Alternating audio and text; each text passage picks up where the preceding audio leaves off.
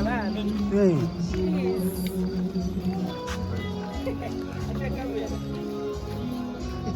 Olinya Mbizzi.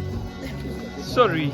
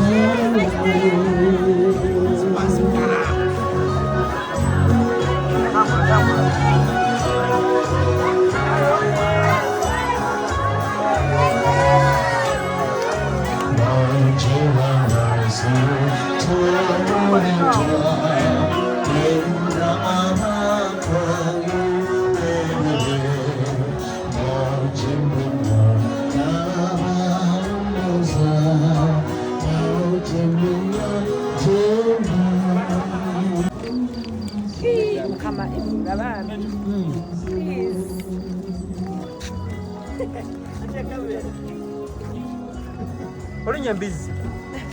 Sorry.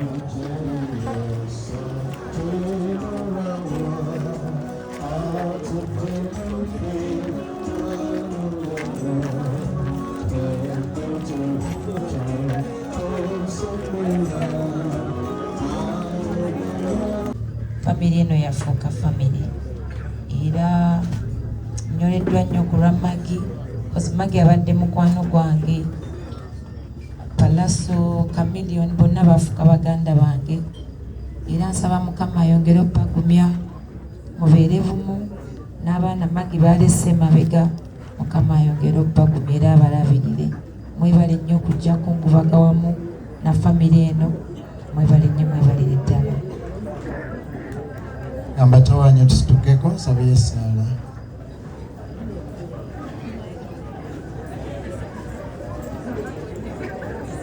Ayi Mukama mweza buli kintu tumanyidde ddala ennaku bwezi tesi nnyangu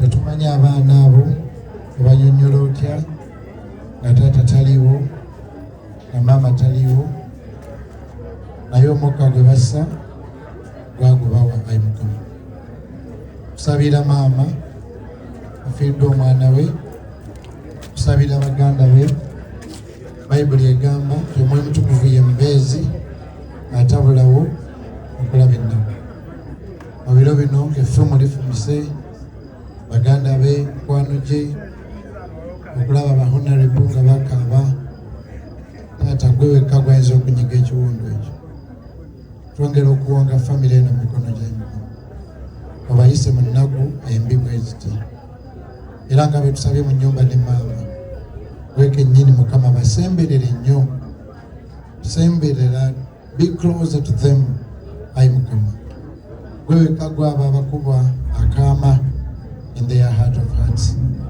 nga batunula mu ntaana ya muganda waabwe gwe wekka gwayinza obbaguma nga bazzeeyo waka nga bamuleseeyo gwe wekka gwayinza obbaguma era Mukama tusabira abooluganda abakona ab'emikwano nsabye obanyweza Ayi Mukama wekennyini obagume okuza abaana abo kuba Bayibuli egamba nti gwe taata wabamulekwa Mukama asaba ennaku zino zituyisemu obagumye ayi Katonda basibe ekimyu nga kibasiba Yobu.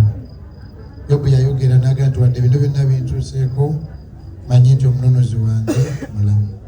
I know my Redeemer liveth. Abadde mukwano gwange Palaso Chameleon bonna bafuka baganda bange era nsaba Mukama ayongere okubagumya mubeere bumu n'abaana Magi balese emabega Mukama ayongere okubagumya era abalabirire.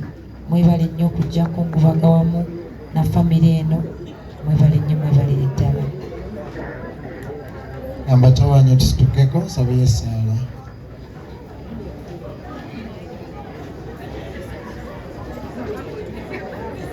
Ayi Mukama mwiza buli kintu, tumanyidde ddala ennaku bwezi tesi nnyangu. Tetumanyi abaana abo obanyonnyola otya nga taata taliwo na maama taliwo, naye omukka gwe bassa gwagubawa. Ayi Mukama, tusabira maama afiiridde omwana we, tusabira baganda be. Bayibuli egamba nti Omwoyo Mutukuvu ye mubeezi atabulawo okulaba ennaku. Mu biro bino effumu lifumise baganda be, mikwano gye, okulaba abahonorable nga bakaaba. Taata gwe wekka gwayinza okunyiga ekiwundu ekyo. Twongera okuwonga famire eno mu mikono gye Mukama, obayise mu nnaku embi bwe ziti, era nga bwe tusabye mu nnyumba ne maama gwe kennyini Mukama basemberere nnyo, semberera, be closer to them. Ayi Mukama, gwe wekka gwaba abakubwa akaama in their heart of hearts, nga batunula mu ntaana ya muganda waabwe, gwe wekka gwayinza okubaguma. Nga bazeeyo waka nga bamuleseeyo, gwe wekka gwayinza okubaguma. Era Mukama tusabira abooluganda abakona ab'emikono, nsabye obanyweze. Ayi Mukama, gwe kennyini obagumye okuza abaana abo, kuba Bayibuli egamba nti gwe taata w'abamulekwa. Mukama asaba ennaku zino zituyisemu obagumye. Ayi Katonda basibe ekimyu nga kibasiba Yobu. Yobu yayogera naga nti wadde bino byonna bintuuseeko manyi nti omunonozi wange mulamu. I know my Redeemer liveth. Era nenkwegayirira nga bwe tusabye ne maama munju, wayitewo ebiro n'ebyeyo, that seasons will come and go, ng'ennaku bwe ziti tezikomyewo mu nnyumba eno. Kwegayidde nnyo Ayi Mukama, sembera mu mitima gyabwe ogigumire. Era byonna mbisabye nambita mu linnya lya Yesu Kristo Mukama waffe.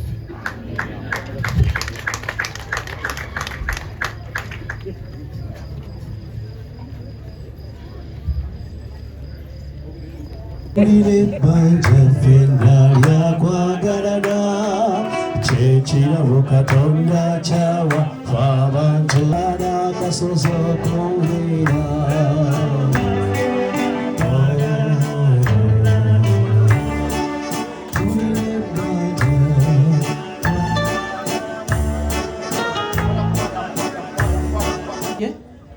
Nti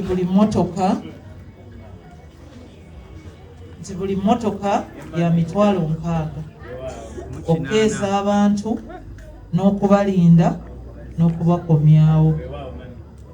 Mbadde ngenda kubagaininga mwami Nsubuga n'angamba tobawa kyakwekwasa, sente zimuwe nga bwakoze eki azisabye. Sebo twagala tukwase wano teba $1,800,000 ng'abantu balaba nga ne baba alaba minisita w'ekisiikirize kansooke muweeyo ekizigo. Baba agambye minisita w'ekisiikirize.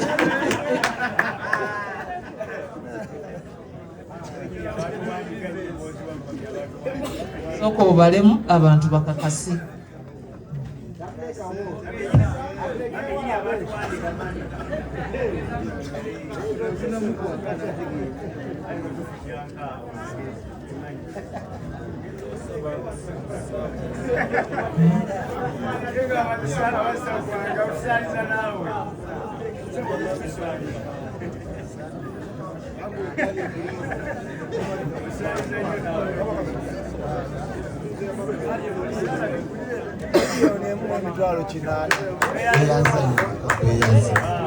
eri miliyoni emu emitwalo 8.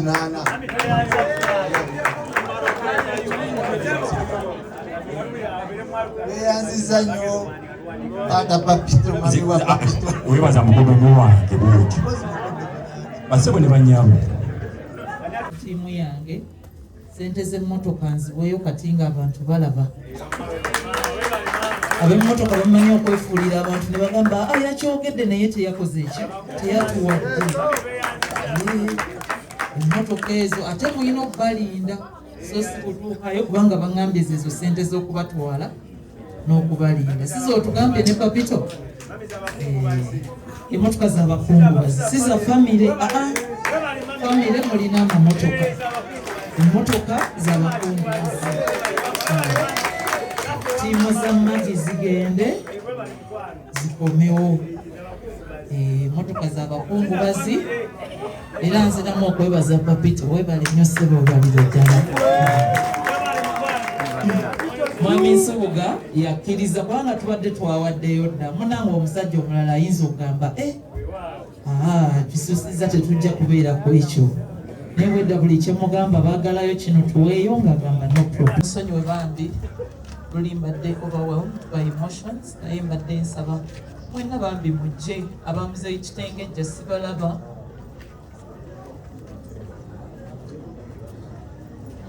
Njagala okwebaza nnyo Anne, our big sister. She's a doctor in the United States of America. Muwala mukozi nnyo. Magi ne baganda be nabano bonna, even my sisters and brothers, bakozi nnyo. Efamily yaffe tuli bakozi nnyo nga bazadde baffe. Anne is a medical doctor and senior. Omanyi eri ba doctors nabo baliko level ne ba nurses. So she's a senior doctor. Abeera eyo oli yabeeranga mu bagagga e Balearica naye kati abeera mu bagagga ennyo. The last time I went to the US namusanga ng'abeera mu bitundu birimu ba stars biri bwe bitiku zirina compound ziringa golf courses ono gwolaba mu butono. Tumwebaza nnyo okujja tumukubira engalo ez'amaanyi. She's hardworking atubanga yayamba nnyo Abannayuganda ababa baakatuuka eri abawa emirimu mu companies ze. Banji bakutte ku mikono lwakuba abantu tebamumanyi. We also thank her husband, ye coordinator wa PLU in the diaspora. He's the chief coordinator. We send our regards. Naira abantu ogenda, all of you are going to say just something short, even if it's your name. Just njagadde kulagako bambi abatambudde engendo. This is Eva. Eva is a senior nurse. Evelyn Sebugwawo, omwami we Mulangira mu Buganda. I think Muganda wa mama Najinda, real brother. Yes. Ipa omukyalo babeera mu US. She's a senior nurse, senior medic. Ono muganda waffe Anne, abo bonna bakulu baffe. Oli Anne, ono Annette. Annette yavudde London. Mukwano nnyo gwa Magi. Nnyo. Era omu ku bantu essaawa eno abali mu nsasagge ye Annette. Yazze bambi n'abeerawo. N'abalala ntegeddeko waliwo batu. Where's Pauline? Okay, Pauline ali ne mami naye ne Pauline naye yavudde US. Banange nja kusaba buli omu oli waddemba okwogera erinnya lyo oba okubaawo kyoyogera tuli mu kukungubaga. There is no other time to give some special thoughts to Maggie. Save for today. Thank you so much. Amanya bebaza nnyo ab'emikwano n'abooluganda okujja okungubaga awamu naffe. Mutulaze omukwano mungi nnyo era temujjanga okwo naye era byonna buli kimu kivudde ku Maggie. Tubeebaza nnyo, tubeebaliza ddala era mwebale nnyo otuwerekerako olugendo luno nga tusiibula Maggie. Tusiimye nnyo ze baabawa buli omu. Nze Eva Sebugwawo Olega. Neebaza buli omu yonna azze okungubaga naffe. Tubeebaziza nnyo mwebale kubeera bantu babumu. Nalo nga tulaze okwagala namwe mutulaze kinalo mu muntu w'abantu. Era mwebale nnyo from the bottom of your hearts. Era naffe emitima gyaffe tubeebaza nnyo bye mutukoledde. Era enkya nga tugenda okuwerekera muganda muto waffe. tubasaba mutuwerekere era mu kitiibwa eky'amaanyi nnyo tugenda mugalamiza Tambala mu kibuga. So tubeebaza nnyo era tubasabira nti olugendo okutambuza n'emikolo gyaffe okimala bulungi. Okuva muganda waffe bwe yafa, abakutte mu nsawo, abatuwadde ekyokulya, beebaza nnyo, beebaliza ddala, temujjangu.